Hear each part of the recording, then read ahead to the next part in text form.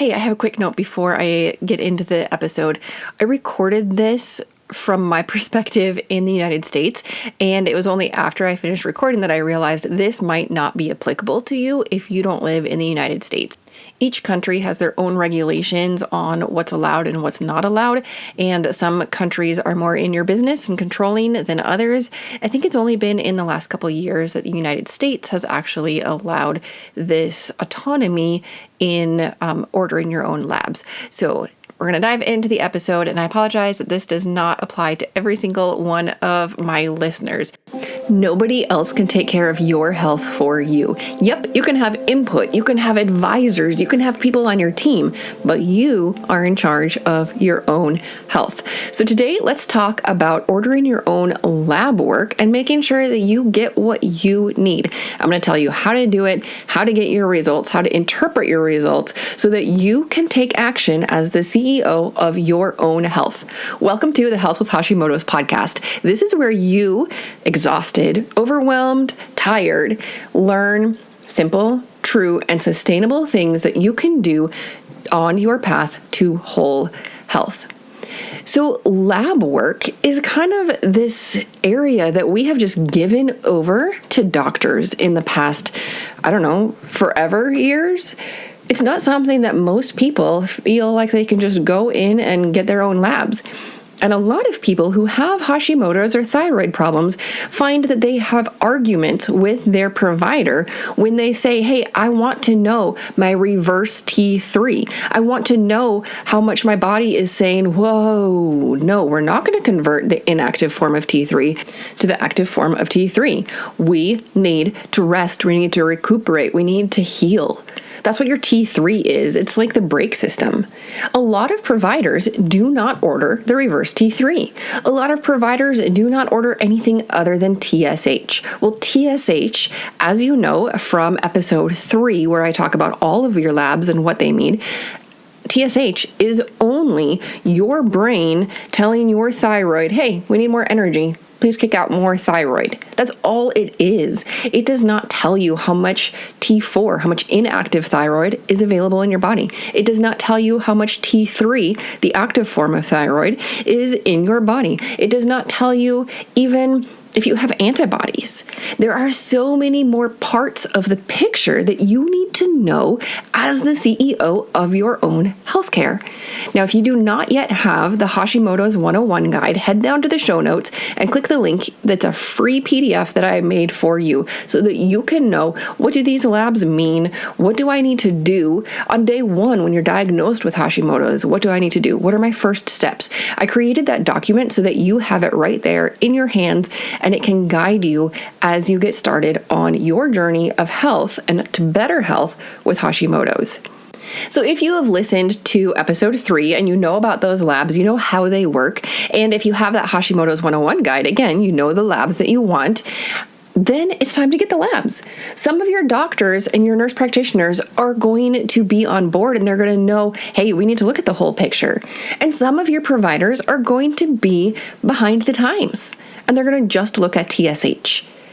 If you have a provider who is only looking at the TSH, it's time to find a new provider, quite honestly, because the TSH only is not giving you a full picture. So if that's all that your provider is looking at, then they're not giving you the best care that you can. Now, we know that doctors in general, as required by insurance, they only have 7 to 9 minutes with you in a visit. That's not very much time. Not at all. It's ridiculous. And it is because of insurance companies, not because of your doctor. And that is why I choose to use a provider who is outside of insurance. I can submit my receipt to insurance if I want, but my provider is not limited to what the insurance company tells her that she can do with me. She can spend as much time as she wants with me. She can order whatever labs she wants, and then I pay her. Yes, it's more out of pocket. It's definitely an inconvenience in this world where we have, really grown accustomed to just going to the doctor, giving our insurance card, and paying just a little bit. But when the healthcare system is broken, you have to do something else. And so that is what I have chosen to do for my care. Now, my kids, they will still go to the regular doctor and do insurance because, well, they're just getting, an annual physical for sports or whatnot.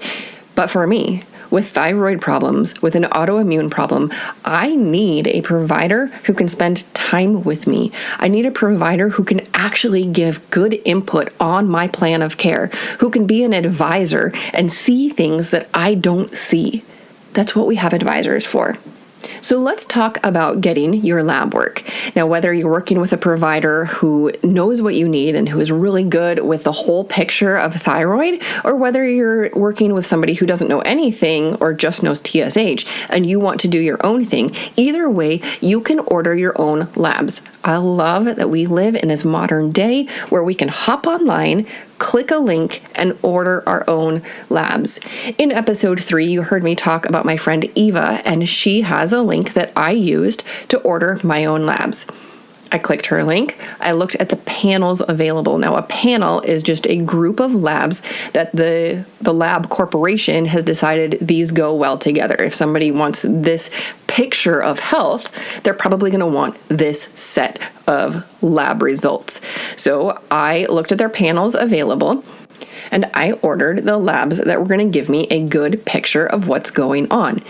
For me, I wanted the thyroid foundation panel plus thyroid panel add-on. That's the one that I got. It contains all of the normal things, so the TSH, the free T3, the free T4. It includes your vitamin D level, along with other things like your iron, because you need to know that.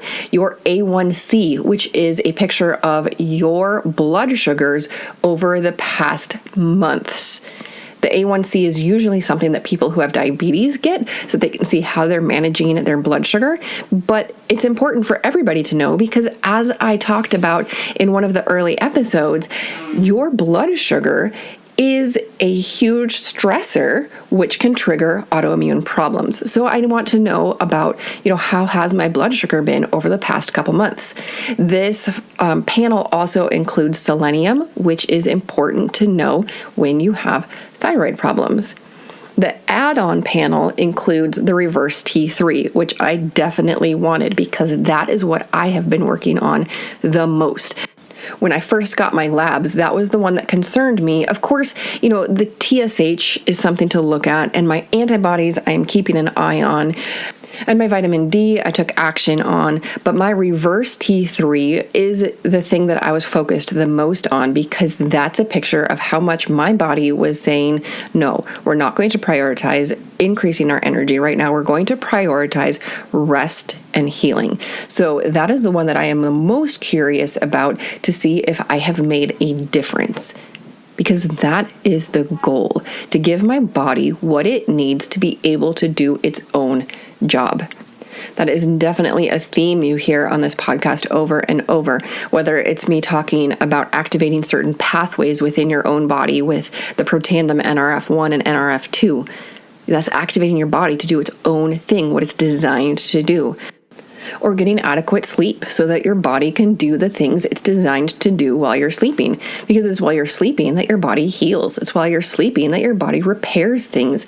It's while you're sleeping that your brain runs the dishwasher cycle to clean things out. If you don't want Alzheimer's, you need to make sure that you're getting good sleep every single night. If you want to have a sharp mental focus, you need to make sure that you're getting good sleep every night, or at least, do your best to enable the best sleep possible. And I've worked quite a bit on that too, because a year ago, when I was diagnosed with Hashimoto's, I knew that my two biggest areas that I needed to work on were sleep and stress. I shared my story in, I think, the second episode of this podcast, but I talked about how my sleep was not good. I got the Aura ring so that I could see where my sleep cycles were, and I was so shocked to find out that my deep sleep was just teeny tiny. It was not the 20% that is recommended for what you need each night. I have done a lot on my deep sleep, or on my sleep in general, to improve my deep sleep. And I am to a point where I am consistently getting 13 to 18% deep sleep throughout the night, and my total duration of sleep has also increased to better levels than it used to be. And as far as stress, well, I'm interested to see what my reverse T3 reveals about that, because as you heard in the episode where I talked about my flare, I had a very physically stressful winter. My skin flared up, and that constant itching pain, it was very, very stressful. It impacted my sleep. It impacted every single minute of the day. It was not good. My Oura Ring measures my heart rate variability, which is one indication of your stress levels. And my heart rate variability has gotten much worse than even it was last year. And I attribute that to that huge months-long flare event that I had, which is resolved now. And I'm working now on, decreasing my stress. So I'm very interested to see what my reverse T3 is. And I'm sure you are super interested to see what your whole picture of health looks like. When you get your lab work, what's it going to show you? What is it going to reveal that you can take action on? Are you going to look at it and you say, oh, well, I see that my vitamin D level is like in the teens. And I know from the episode on vitamin D that I want my vitamin D level to be at or around 80. And of course, listen to that episode, because I did give you a couple different expert opinions and differing research on vitamin D. Again, you are the CEO of your own health. So you get to look at the data, you get to learn from this podcast and other sources what is ideal for you, what your goals are, and then how to take action. How do you know what action to take? That's a great question. The first thing you can do is download the Hashimoto's 101 guide. It's down in the show notes, like I already said, and it contains the first steps for you to take. I tried to make it very simple because that's my goal. True, simple, and sustainable steps so that you can move on the path to better health. The second thing you can do is schedule a Hashimoto's health session. In that session with me, we will go over what's going on right now and what you can do next.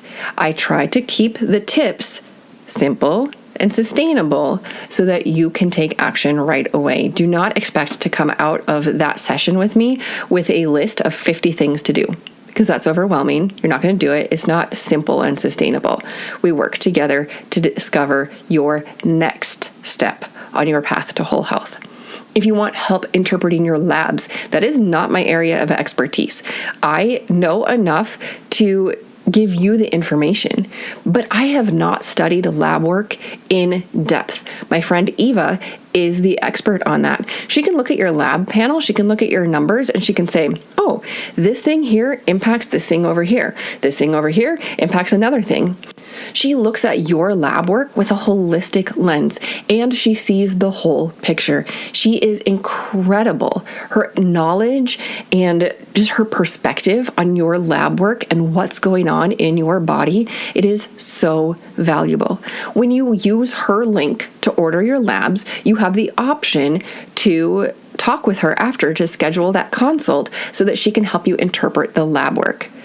Because while you are the CEO of your own health and nobody can do that job for you, it does not mean that you are an island. It does not mean that you're on your own. It does not mean that you are lost and stuck. No, you have a lot of people who are willing to join your team and to help you on your quest for better health and more energy. I will have the link to Eva's her lab link down below in the show notes. I also, of course, have the link to the Hashimoto's 101 guide, and I always have a link to the Hashimoto's health session down in the show notes. So go ahead and click whichever one of those things you need next. I would start at the beginning. Have you gotten the Hashimoto's 101 guide yet? If not, start there, because it will lead you to the next thing. It gives you the basics. Have you already gotten the Hashimoto's 101 guide? Awesome. Are you going to start with the labs, or are you going to start with a health session? Either one is okay. You get to pick, based on where you are now, what you need next. And perhaps your provider, your doctor or nurse practitioner or PA, perhaps they are totally on board and are willing to order a full lab panel so that you can get a great picture of health. If not, that's where Eva's link comes in. Or if you work with an independent practitioner like I do, I ordered my own labs. I will give the results to my nurse practitioner because she's on my team. I'm not trying to hide anything. Ordering your own lab work is not so that you can hide from your doctor. It's so that you can get a better picture of what is going on. That's always the goal. More data, more knowledge helps us to do better in the future. Now, I want to warn you, some people go too far. In the emergency department, I heard one of the doctors quote a research study, and I don't know which one it was, but that study indicated that patients who get everything they want have worse outcomes. And that research study, at least as he explained it to me, it's the patients who wanted, lots of testing, including MRIs and X-rays and CAT scans. They had worse outcomes. You have to have balance. You have to know why you want something. You want a full picture of what's going on with your labs and with your health. But you can't take it to an extreme because that will cause further stress on you and it decreases your health instead of promoting better health. So use common sense. Have a balanced approach. Get the whole picture and then take action. Don't keep digging for minute details. Get the whole picture. Say, what can I do with this information? How is this going to determine what I need to do next? And if you need somebody on your team, my friend Eva is fantastic at helping you figure out your lab results and what it means and what you can do next. And if you need help looking at your Hashimoto's, your health in general, that is where I come in. You can schedule a Hashimoto's health session with me. Both options are great because both my friend Eva and myself are on your team or would love to be on your team to encourage you, to support you, and to help you discover your next step on the path to better health with Hashimoto's. I will see you next week on the podcast. And if you haven't left a review yet, would you take a couple seconds to head down to the review spot? You can't do it from the episode page. You have to do it from the podcast page. And it takes just a couple seconds to highlight the stars and to leave a couple sentences. Your reviews really do mean a lot to me. I smile and I am so grateful every time I read one. And also, it helps the podcast be seen by more people. I am now over 15,000 downloads for this podcast, which just blows my mind. I am so honored and grateful to be able to share this information with so many people. And your review helps the podcast be shown to more people so that even more women can discover that there is hope. They can have better energy. They can have better health with Hashimoto's. This podcast is for informational and educational purposes only. Please be sure to discuss any concerns and plans with your trusted healthcare professional.